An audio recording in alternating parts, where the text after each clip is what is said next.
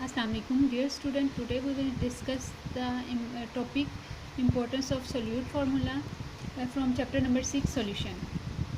बेटा हमने पहले सोल्यूट फार्मूलाज जो है वो हमने पढ़े, कंसंट्रेशन के जो यूनिट्स हैं तो उनकी थोड़ी सी हम इम्पोर्टेंस देख लेते हैं कि उनकी क्या इंपॉर्टेंस है। तो बेटा हम लोग क्या कर सकते हैं, उन सोल्यूट फार्मूलाज को इस्तेमाल करते हुए किसी भी सॉल्यूशन के जो है वो मोलैरिटी को कैलकुलेट कर सकते हैं, किसी भी सोल्यूट का मोलर मैस कैलकुलेट कर सकते हैं। इसी तरह हम डिफरेंट मोल्स के सोल्यूशन मोलर के सोल्यूशन प्रिपेयर कर सकते हैं। इसी तरह molar mass use to convert the mass of solute into mole of solute, यानी हम किसी भी सोल्यूट का मैस जो है उसको मोल में कन्वर्ट कर सकते हैं। अच्छा, आज का हमारा जो टॉपिक है वो है बेटा सोल्युबिलिटी। सोल्युबिलिटी किसे कहते हैं? सोल्युबिलिटी हमारे पास क्या है, यानी किसी भी चीज़ का हल हो जाना। तो बेटा हमारे पास सोल्युबिलिटी को हम देख लेते हैं कि ये हमारे पास है क्या।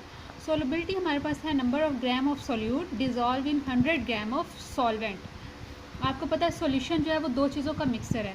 Solution is a homogeneous mixture of solute and solvent. तो हमारे पास क्या है, सोल्यूट के नंबर ऑफ ग्राम्स हैं, dissolve in 100 gram of solvent to prepare a saturated solution at a particular temperature, यानी एक ख़ास टेम्परेचर पर एक सैचुरेटेड सॉल्यूशन को प्रिपेयर करने के लिए जो number of gram of solute के और सॉल्वेंट के हम मिक्स करते हैं या डिज़ोल्व करते हैं उसको हम लोग क्या कहते हैं, सोल्युबिलिटी कहते हैं। ठीक है, यानी अब eight particular temperature number of gram of solute, यानी सोल्यूट के नंबर ऑफ ग्राम और dissolve in 100 gram of solvent.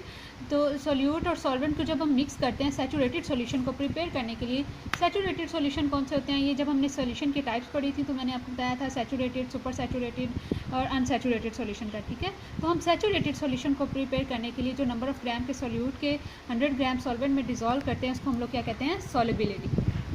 Solubility का हमारे पास जो है वो हम देखते हैं कि कुछ चीज़ें जो हैं वो वाटर में डिज़ोल्व हो जाती हैं, जबकि कुछ चीज़ें ऐसी भी हैं जो कि वाटर में डिज़ोल्व नहीं होती। तो ये किस तरह से चीज़ें जो हैं वो आपस में हल होती हैं, इसको समझने के लिए हम जो है वो सोल्युबिलिटी का जनरल प्रिंसिपल देखते हैं।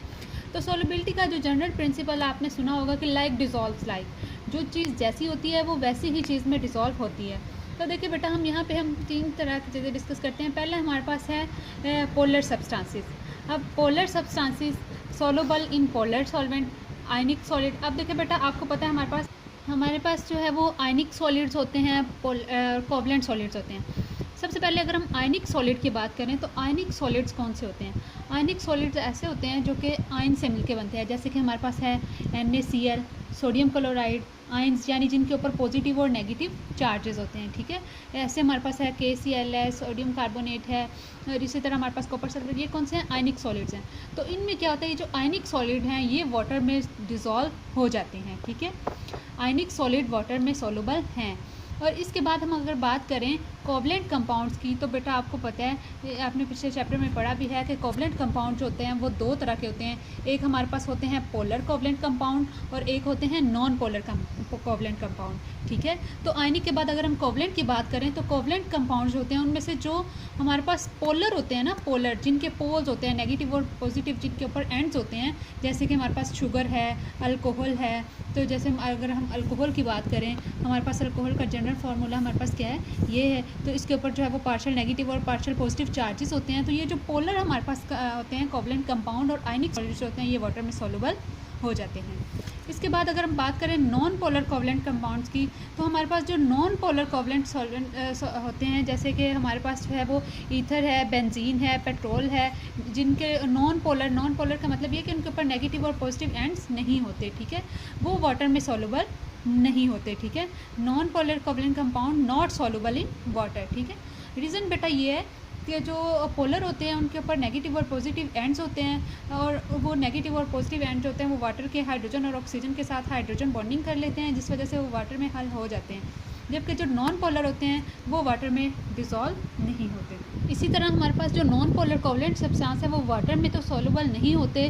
वो जैसे हमने पहले बात की कि like dissolves like, polar solvent में सोलुबल होते हैं और नॉन पोलर में सोलुबल होते हैं। तो ये जो नॉन पोलर कंपाउंड है, जैसे कि ग्रीस है, पेंट है, नेफ्थलीन है, अगर आप पेंट वगैरह को पानी में देखें तो वो पानी में हल नहीं होते। तो वो किस में हल होते हैं, वो ईथर वगैरह में और कार्बन टेट्राक्लोराइड यानी कि नॉन पोलर सॉल्वेंट में ही सोलुबल होते हैं। पोलर में सोलुबल होंगे और नॉन पोलर में सोलुबल होंगे। और इसी को हम लोग क्या कहते हैं, general principle of solubility, like dissolves like.